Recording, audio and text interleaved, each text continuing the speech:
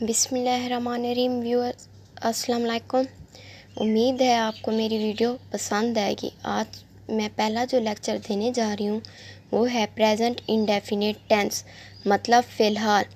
सबसे पहले हम देखेंगे कि इसकी पहचान क्या होती है, कि हमें कैसे पता चलेगा कि ये फ़िलहाल का जुमला है, मतलब प्रेजेंट इंडेफिनिट टेंस का। तो आइए देखते हैं इसकी पहचान उर्दू में हम कैसे कर सकते हैं। पहले लिखेंगे फ़िक्रे की उर्दू में पहचान। तो इसका मतलब है कि हम उसकी पहचान कैसे कर सकते हैं ताकि हमें पता चले कि प्रेजेंट इंडेफिनिट टेंस कैसे होता है। तो इसकी फ़िक्रे में उर्दू की पहचान ये है कि फ़िक्रे के आखिर में ता है, ती है, ते है,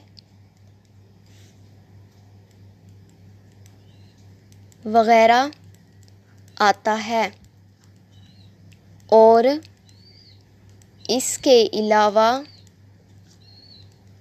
जो कुछ काम मौजूदा ज़माने में हो रहा हो उसे फ़िलहाल कहते हैं। फ़िक्रे की उर्दू में पहचान हम इस तरह कर सकते हैं कि फ़िक्रे के आखिर में ता है, ती है, ते है, वगैरह आता हो और उसके अलावा जो कुछ काम मौजूदा ज़माने में हो रहा उसे फ़िलहाल कहते हैं। मतलब मौजूदा ज़माना, जो हमारा ज़माना हमारे साथ चल रहा हो, जैसे हम आज पढ़ रहे हैं, ये एक होता है फ़िलहाल, दूसरा होता है फ़िल माज़ी और तीसरा होता है फ़िल मुस्तक़बिल, जो हमें आने वाले कल के बारे में पता नहीं होता। अब हम फ़िलहाल डिस्कस कर रहे हैं प्रेजेंट इंडेफिनिट टेंस को, मतलब फ़िलहाल को। मौजूदा ज़माने में हम जो कुछ भी काम करते हैं वो किससे रिलेटेड होता है? प्रेजेंट इंडेफिनिट के मुताबिक। तो अब इसके बाद इसकी पहचान तो होगी। अब आते हैं इसके बनाने के तरीके की तरफ। अब इसके बनाने का तरीका है, सबसे पहले हम लिखते हैं subject plus verb first form plus S या ई एस का इजाफा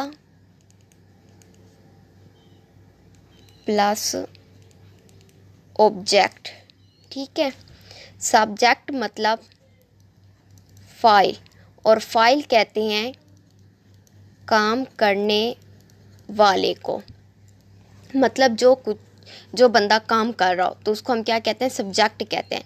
वर्ब कहते हैं फ़ेल को, मतलब जो हम काम कर रहे हो, जैसे कोई खाना पीना सोना उठना, ये हो जाता है हमारा वर्ब, मतलब काम।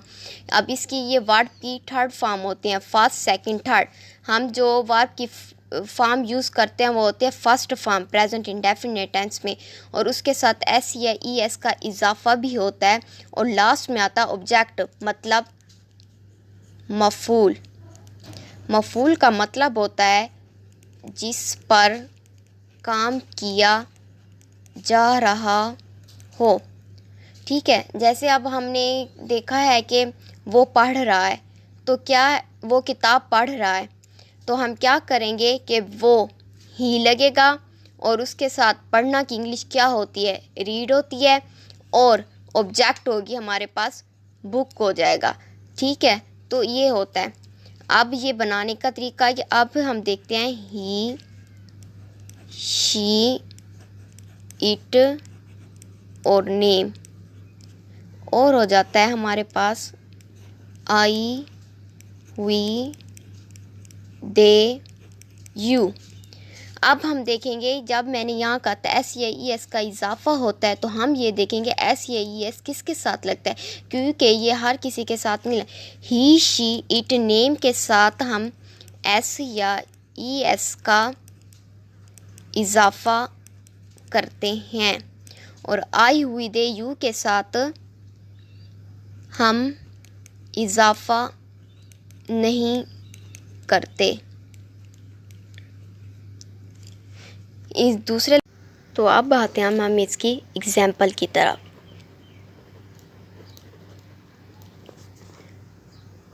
वो खाना खाती है। देखा ती है आ रहा है, तो इसका क्या मतलब है, ये प्रेजेंट इंडेफिनिट का टेंस है। अब खाती है तो ये लड़की को शो कर रहा है, तो इसके लिए हम क्या लगाएंगे, शी। और खाना की इंग्लिश क्या होती है, ईट, फूड। अब मैंने क्या कहा था, SES का इजाफा होता है किसके साथ, ही, शी, इट या नेम के साथ, जो वाहिद भी हो। तो ये अकेली है, तो इसका क्या मतलब है, इसके साथ SES का इजाफा होगा। शी ईट्स फूड, वो खाना खाती है। अब हम इसकी दूसरी एग्जांपल देखते हैं। वो क्रिकेट खेलते हैं। वो क्रिकेट खेलते हैं। अब ये जम्मा में आ रहा है, तो इसका क्या मतलब है, जम्मा के लिए हम हमेशा लगाते हैं दे, तो हमने क्या लगा दिया, दे। खेलना की इंग्लिश होती है play cricket, they play cricket. अब ये क्या है, जम्मा में आ रहा है, तो हमने वहाँ पर क्या कहा था कि जम्मा में SES का इजाफा नहीं होता, तो इस वजह से हम यहाँ पर SES का इजाफा नहीं कर सकते, तो हम क्या लगाएंगे, दे प्ले क्रिकेट। तो ये हो गया हमारा आज का प्रेजेंट इंडेफिनिट टेंस, मतलब सिंपल। अब एक टेंस 3 तरह की हालत में होता है, एक सिंपल होता है, दूसरा नेगेटिव होता है और थर्ड इंटेरोगेटिव होता है। तो आज हमने किया है सिंपल प्रेजेंट इंडेफिनिट टेंस। उम्मीद है कि आपको मेरी वीडियो पसंद आई होगी। अगर पसंद आए तो लाइक, सब्सक्राइब्स और कमेंट्स कर दीजिएगा, ताकि अगली वीडियो मैं जल्द ही पेश कर सकूं, ताकि मुझे भी पता चले कि व्यूअर्स को पसंद आई या नहीं आई। इसलिए शुक्रिया।